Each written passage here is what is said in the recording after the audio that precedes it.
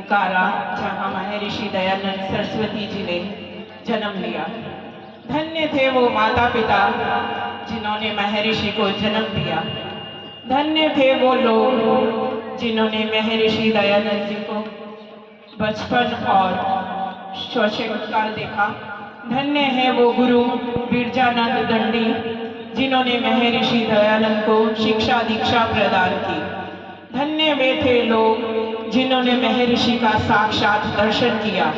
और धन्य थे वो आर्य वीर बलिदानी जिन्होंने महर्षि से प्रेरणा लेकर भारत माता की स्वतंत्रता की बेड़ियों को काटने के लिए अपना सर्वस्व न्यौछावर कर अमरता को प्राप्त किया।